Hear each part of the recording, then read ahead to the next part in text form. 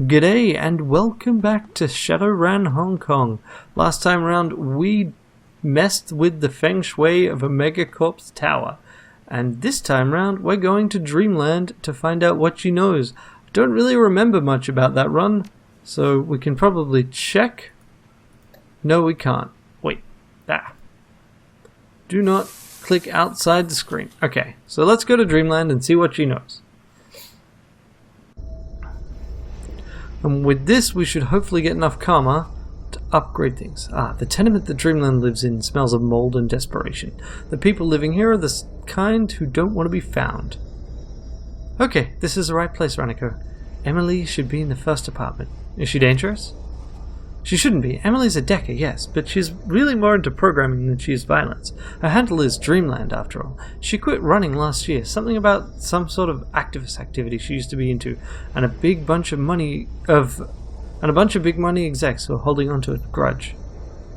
Emily's from Berlin, but she moved to Hong Kong after the F-State collapsed. The Shadowrun, that's a group she worked for, was supposed to protect her, but they've got their own problems to deal with now. I guess she decided she'd be safer on her own. I heard about the fall of the F-State. Sounded like chaos. That's what I heard too. An experiment in sustained institutional anarchy? Great environment for a Shadowrunner, but it ended up just like communism did. Another pipe dream. The German government gave corporations a go-ahead to invade, and they forced anarchists to retreat to the eastern part of the city. Now Berlin's run like the corpse, just like Hong Kong. But they wind up building a wall again too. Wouldn't put it past them. Anything we should know before we talk to Dreamland? No clue, really. I've never met her in meat space. Just be your charming self, I guess. I'm sure that everything will work out just fine. Okay. I really did not remember what this run was. Yeah, I guess we're moving on in the main plot. Anyway. Emily. The apartment is no better than the hallway. Empty fast food cups and packages of dried snack food are strewn about the room. In the corner, a box of cat litter sits filled to overflowing. You don't see any cats. There's a patched together matrix terminal sitting up on a stack of crates connected to a banged up cyberdeck. Ugh. Does that mean she's using it, or just that she didn't take care of her cats? Within an arm's reach of the cyberdeck is a 20-something woman with pale white skin, dirty blonde hair, and a bleak expression. So, you're Isabel, huh? I didn't expect. A dwarf? Yeah, I get that a lot. No, I didn't expect it to be so pretty. The woman has a soft German accent and a dour disposition. I should never have agreed to this, Isabel. I should never have even responded to your message. If the oligarch swine who'd been hunting me found out what I am, they won't find out from us. Yeah, they won't find out from us. Emily searches your eyes with her own. You can see the intelligence in there, but it's hard to get past her sullen manner. This is the man I told you about. He needs the software you developed to inhibit your cortical implant. He needs what? I don't think I should be getting into this. I tend to get... I need your help, Emily. That's great. That's great, Ranneko. Now go away. I've got my own problems to deal with. In case you're not up on current events, I've got a kick line of mercs and bounty hunters after me. Messing around with the headwear that the Shadowrun installed in me is the last thing on my mind. Look, this is important. I need the software you created so I can find out what happened to my father. Your father, huh? Sounds rough. Is he dead? Well, maybe. He's missing, that's for sure. Been there. Something like that. Or something like that. It's the ambiguity that will kill you. Okay, give me a minute. Emily grabs her cyberdeck and jacks into it. Her jaw goes slack and her fingers hover over the keyboard, tapping keys at a blinding speed. When she finishes, she jacks out and ejects a data disk from the deck. Here, modify this taser with it and use it on your target. The jolt should stop the memory wipe process before it starts. Here's some money for the effort. Thanks, it'll help. I wish every problem was that easy to solve. Okay, so now we have a weapon that will leave them stunned. Okay, cool. We will swap out this, I guess. You have no free item slots. Sent to stash. Oh, alright. I guess. What happens if I do this? And then I can do that, right?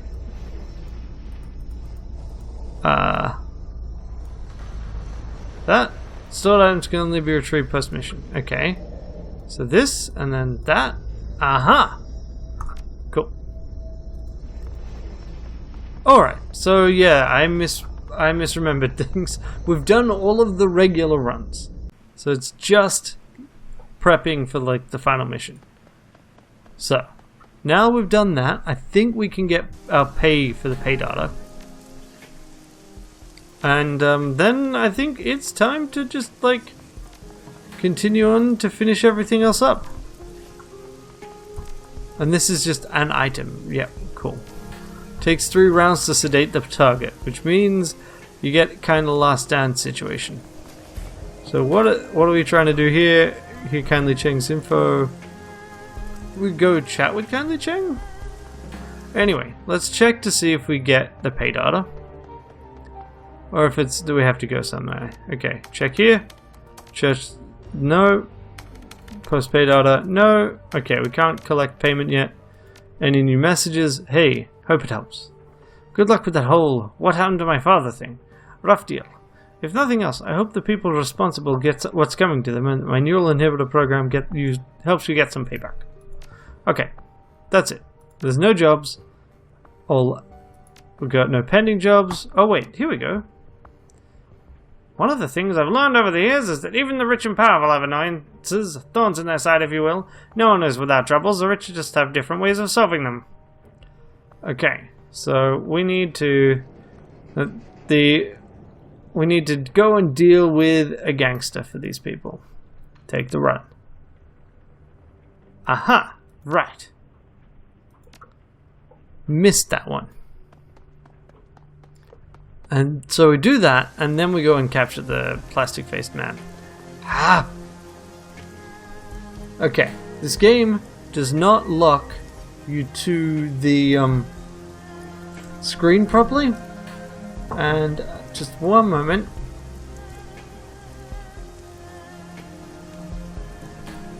Because I just lost chat as a result of this.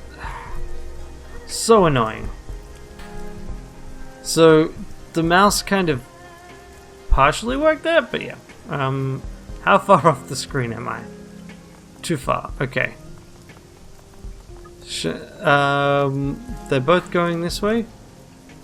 Find, capture, and interrogate him, and go to Shangri-La, and yeah. So they're both pointing this way, right? So we should get a choice when we go here. Travel to the Shangri-La to kidnap Rooster Low. There we go. This is the last run that we got. So clearly we want to take a ghoul into a restaurant. I'm going to take Gobbet because I like having a mage along with me. And I'm going to take Duncan because I feel like I should use my adopted brother more. Right?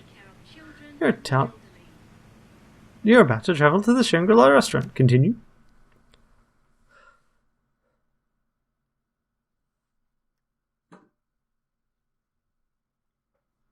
A tangle of marine decorum, restless lights, and ambrosial scents mingle atop a floating quay to accent the Shangri-La, Aberdeen Harbour's premier dining location. With competitive views of the surrounding bay, the restaurant attracts a steady crowd of tourists and Wuxing personnel. The primary moneyman for the 2089's Chung Sing Rooster Low is enjoying a rare meal outside of Triad Hell territory. Intel says he's set up in one of the restaurant's private dining rooms, but he's not alone. Rooster keeps a personal bodyguard, a notorious orc called the Talon, in addition to his regular security detail. You've seen photos of the Talon's handiwork. Body is so battered it's hard to tell where one bruise ends and the next begins. Your mission: locate Rooster, extract him from the Shangri-La, deliver him to your client alive, simple, fast, low profile. Of course, even the simplest of runs can go sideways. Okay. What's that? That's... Why do we have Isabel's deck? What? I think things broke a little bit. Look at that. I can't use it because we don't have the right state. We do have it somehow. Admittedly, the Novatech Slim Case 10 is better in every way anyway, so we're going to use that. But I do find that very strange. Does that mean I could sell it, potentially, on this mission? If I find a store? I think we need to try that for science. No, I'm not going to buy that. Okay. So, here we go. Security guard. Stepping into the anterior hallway of the Shangri-La, you're confronted by a massive wall of troll, the restaurant's front door security. He speaks with surprising elocution. Welcome to the Shangri-La. We strive to provide our patrons with an exquisite dining experience. If you have any questions or require special accommodations, don't hesitate to speak to our staff. Judging by these empty tables, your business is either tanking or the food center more running. Certainly not, sir. Most of our weekday business is confined to the private dining rooms upstairs, corporate affairs and such. Please keep in mind that any disturbances will be promptly de-escalated by our security. We reserve the right to bar service or unruly patrons. Thank you and enjoy your meal. Thanks. Yeah, I mean, I don't think it is wise to try and taunt security. Crap was truly amazing. I wish we didn't have to wait now to get it. Shall we chat with the waitress? I think we should chat with the waitress. A waitress swamped with orders is caught unaware by your approach. Welcome to Shangri-La, sir. Our hostess will seat you as soon as she gets back. You're welcome to wait in the lounge. This will only take a second. Absolutely, sir. What is it you need? I'm looking for someone. Mr. Lowe. He has a reservation here tonight? Oh, I'm not familiar with that name. I'll bet a hard-working waitress like yourself is good with faces. You'd certainly remember this man. Travels with a big orc who got a nasty scar on his cheek. She fiddles with her scratch pad and eyes plenteous orders scrolled across the top of its page. After a moment of consideration, she speaks. I might know the orc, if he's who I'm thinking of. He only comes around a couple of times a year. I've never served him, but I've heard he gets real pushy with the other waitress. Pushy, huh? Why's that? He's allergic to shellfish, I think. We get so many orders, sometimes mistakes are made. I didn't say that. I can assure you our service is second to none. She peeks nervously over her shoulder. Oh, come on now. You must have heard word the orc and Mr. Lowe are eating, since you have to make sure the allergy-related orders get to the right place. Sir, this is the Shangri-La. We have over 24 private dining rooms in addition to our main dining floor. As I've already said, I serve out here. Your friend could be in any of our other rooms. Now, excuse me. I need to place these orders. Enjoy your meal. Okay, so we did find out that the Talon is just a little bit... Chat custom songs, killing my tips. Okay, that is good to know. Let's go mess with the order computer. An open program tracking orders in their respective tables flickers steadily on the computer screen. Okay, check orders. A list containing dozens of orders pops up. Only a handful are for the upper floor's private dining rooms. On one note, on a second floor, order stands out. Floor 2, private room 3, VIP party of 5, standard seafood buffet 1, wine sampler 3, crab rangoon 6, Shangri-La prawns 2, surf and turf 1. Note, no prawns, avoid cross-contamination with shellfish, diner is allergic. Service notes. Inside this file is a series of notes on guests and the restaurant's operations. You scroll through today's notes. Several servers have written about their concerns regarding tonight's lack of security, and a couple are frustrated with the curious guests wandering up to the second floor's private dining rooms. The rest is useless information. Manager's notice. Nothing but your typical wage slave directives in here. There are a few mentions of curtailing recreational activities in storage rooms and on outer decks. One can only infer the meaning of said activities. Farther down, a note in red expressly warns that the special guest on floor 2 should be served by approved waitstaff only, and if the guest's orders are botched again, there will be significant and widespread consequences for all servers involved. Enter a new order. A menu item pops up with options to view or place orders. Following the menu is A dining room chart that's broken down into server zones. A large comp button in the upper right hand corner has a lock on it. Seems people are being too liberal with the free drinks. Unfortunately, it looks like you need a server's code to place an order. Okay. Cool. Wait, no, I don't want to wait for target. Walk away. I want to wander around. We can chat with Henry, we can chat with other various people. We'll chat with Henry first. A well-dressed man sits alone at the bar. Elbows are propped up top the counter. His face is hard, eyes are blank. He swirls the contents of his half-empty glass as if in a stupor. Between the swollen eyes and whiskey double, it isn't hard to guess his mood. As you approach, he rubs his temples and graces you with a lazy sideways glance. Mumbles under his breath, "Yeah, not like I can take myself in any deeper. Rough day? He looks at you again through dull, bloodshot eyes, but his gaze drifts elsewhere before returning to his drink. Lost 2 contracts, missed the third, late for a meeting, publicly shamed by my coworker, all during 9 to 5. New record, far as I can tell. At least I got that going for me." Your coworker sounds like an asshole. How'd you get shamed? Negligence. My coworker took 2 of my contracts while they were on renewal. I'd overlooked them for a day or 2. Damn, it was just a couple of days. He sighs and begins to sway. Whether it's involuntary or to calm himself is uncertain, but his chair creaks loudly in protest. Anyway, he took my clients and made a fool out of me. Been rubbing it in ever since. Now, how'd you lose the contracts? Wish I knew. One of them was almost a done deal, but for some reason, clients suddenly changed their tune and the contract slipped away before I could officially close it. Other 2 contracts were for ongoing clients, people I've worked with for years, but somehow I forgot about their annual renewal date, and a more diligent coworker picked them up. Got no credit for the long-term partnership with those clients. If anything, I now look worse for losing them, even though I brought them into Wuxing in the first place. That sounds like too many coincidences to me. Think someone's working against you? You kidding? Everyone's at each other's throats in this business.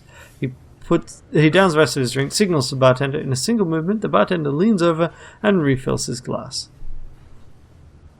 Fair, but is there someone who would have benefited the most from what happened to you? Newcomer, David. He nods his head toward a group at the end of the bar, an elf at its center. Him. Came out of nowhere and has become a rock star with upper management. He's been making connections and deals like a Wuxing veteran, like me. That's odd. You're telling me. You want to know what I think? I think he's got family connections, people in high places, and he's been using them to his advantage. I don't know. It's just a thought. You might be onto something. No, it's just wishful thinking. Well, I'm going to find out. Okay, so now we can talk to David. And then we'll go chat with the chef, maybe? Okay, Dave, mate, buddy, pal. David is all smiles. He's just finished a joke to the uproarious laughter of his buddy.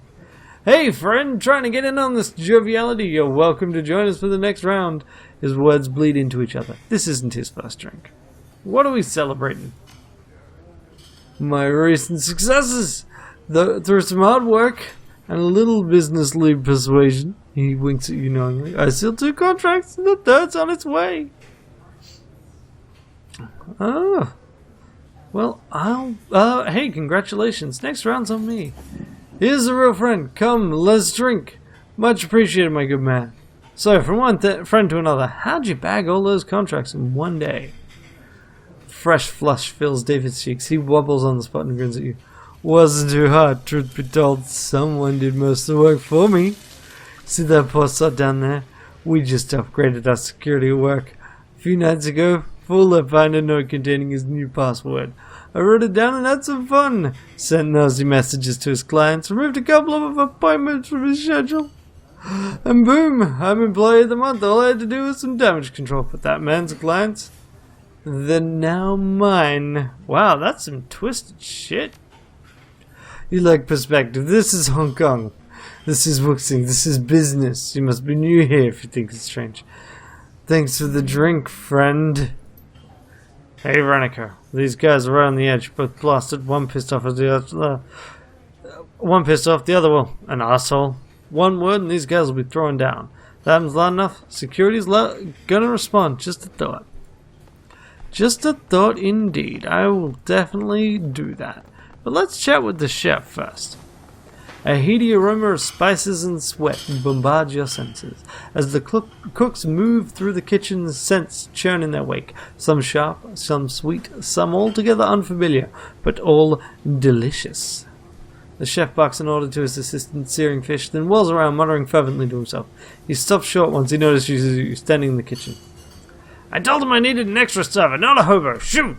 He gestures towards the door and returns to tasting an array of sauces. Okay, fair enough. And then there is security. So we'll chat with him, but I reckon we'll just want to distract him using these two. Sorry, sir, this area is off limits. This is a Wuxing employee patio reserved for Wuxing customers and their guests. General public's not admitted. Why don't you two head back to your table? There's ample seating in the dining room. What if I asked nicely? Will you let me through then? Sorry, not even the mighty please and thank you will help you here. Nice, nice, nice. Hey, Henry. Just so you know. Listen, that David prick you mentioned, turns out he broke into your work tunnel and sent your client some nasty messages in your name, and swooped in and stole them. That explains why no one had returned my messages. He wants to play dirty. I can handle it. I can handle him. He jumps up and marches towards David. Henry and David stand inches from one another, both men wearing their fiercest expressions they can muster. Their hatred is almost palpable. How their confrontation will play out is unclear, but one thing is certain, you have a great seat. Henry stabs a finger into David's chest and speaks in a low hiss. You stole my business, and I know it. You might have picked this fight, but I'm gonna win it, fair and fucking square. Show how those with integrity operate, you cheat. You want to lose face twice in one day? I'm happy to oblige. But not in here. I'll be damned if the Shangri-La banned me for thrashing a worthless crap stain like you on their property. Let's finish this outside. Now. Fine, but don't think this means you'll have any sort of advantage. It only means I won't have to hold back. Let's go. Hello. Okay. So they're out that way. That creates a diversion for what? For us to use when we're abducting our guy? Because it doesn't seem like it'd last that long. But I think we have exhausted all the things we can do right now. Right? I mean, unless we, like, check over here. Wait for target, order computer. Yeah, no, I got nothing. Maybe if we had more charisma or some other stat, the chef thing would work. But at this point, okay, we can't. I thought that'd distract security and let us go somewhere. But I guess instead we're waiting for the target.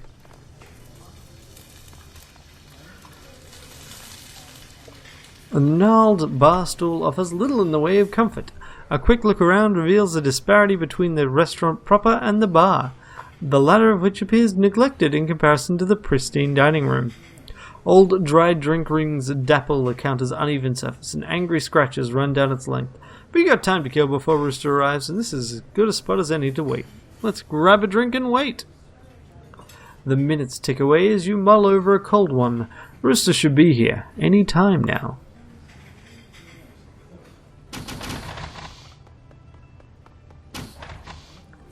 An alarmed waiter in a tousled uniform stumbles into the kitchen. Chef! We have a problem. A big problem. Cut the drama, Cork Mage. We're working here. There's a fight on the outer deck. It's so loud even the VIP diner heard it. From up on floor 2? You're shitting me. Who put you up on this? You know I hate jokes. No, Chef. I'm serious. The fight's gotten so out of hand, our VIP sent his own people to deal with it. Something about assessing the risk to himself? I don't know. He was so pissed he threw me out of the room. Either way, it doesn't look good for us. This could damage the Shangri-La's reputation. Damn it! We need to get a handle on this. Has security been informed? Well? Oh, yes, sir, but we're so understaffed today, they're struggling to contain it. If we lose our jobs because of this, I'm moving to Vegas. Okay, and there are those people moving out. So that deals with their security. I guess we can now sneak up to the second floor. So, I wonder how else we could have tackled that. Because there's some things that we couldn't really use, right? Is there anything we can do here? No. Okay. I guess we just murder Talon. Inside the private dining room, you're immediately greeted by the piercing stare of two massive dragon statues. The flickering lights are just bright enough to illuminate their bronze bodies, the effect of an eerie illusion of slithering scales. Across the room stands your target, Chung Sing Rooster Low, hands trembling at his sides. A single anxious guard stands near the door. Something has them on edge. The Talon is missing. Sweat drips down the Rooster's gaunt face. His eyes dart back and forth across the room, trying to size you up, assess the situation. Without support, he appears nothing more than a trapped rooster who, without his talons, is defenseless. In an effort to invoke a sense of authority, he raises his voice. Who are you? What do you want? If you please come with me, we can make this easy. Don't try to argue. You're in a poor position with the Talon missing. How dare you speak to me as if I were a child? Zoe, where's the Talon? Where's the rest of my security? A second passes while his eyes scour the room looking for anyone to come to his aid. Never you mind. Just get this street tramp out of here. Yes, sir. You really don't want to do that. It's my job to scrag thugs like you. You really want to fight me? No, not exactly. No? Triad thug bolts for the door. That's what I thought.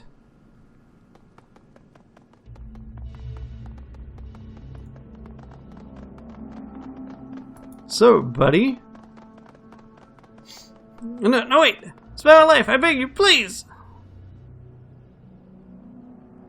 Stop that. I'm here to take you alive. Don't make me change my mind. Listen, Ranneko, we may have Rooster, but these stiffs are probably just a handful of his guards. You could have more downstairs. We can't leave the same way we came in. If we're going to get out of here in one piece, we need to find a new exit fast. And I'm betting this chicken guy knows one. So how about it? Where's the door you used to discreetly make your way in here? Rooster's teeth are chattering inside his head, and his frame shakes uncontrollably. The realization is at your mercy, with no one left to defend himself, is setting in.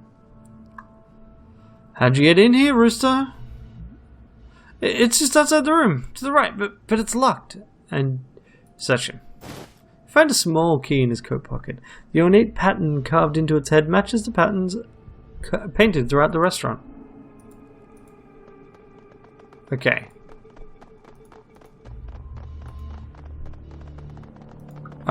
Let's just check in here.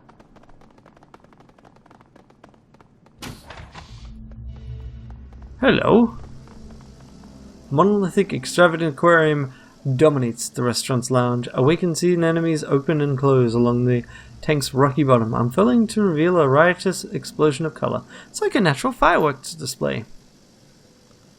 In the upper reaches of the tank, multicolored fish of all shapes and descriptions circle and swarm. Schools of tiny prawns dart in and out of the rocks. Skate-like things the size of koi glide through the water above them. Something like a lionfish made of bronze beats its frilly tail, causing shafts of light to reflect and refract through the water. Some of the animals in this tank must be exceedingly rare and expensive. Alright, fishy, you're coming with me. Good thinking. I don't know what you are. She has the largest, shiniest fish in the tank. Don't know what you are, but I do know you've got a date with a bowl of noodles when we get you back home. It's worth more alive, Gobert. When we sell it, I'll buy you a mackerel. You pop a feeding port on the side of the tank with the deft hand. You grab a large spotted fish and plop it into a hydration bladder you find in a dispenser on the side of the tank. The fish stares at you, bumping its head against the shimmering plastic. Secure in its bladder, it should live until you find a buyer after the run. Okay, that was kind of a weird diversion, but I like it. Well, let's pop through that service entrance. And get out via the service elevator.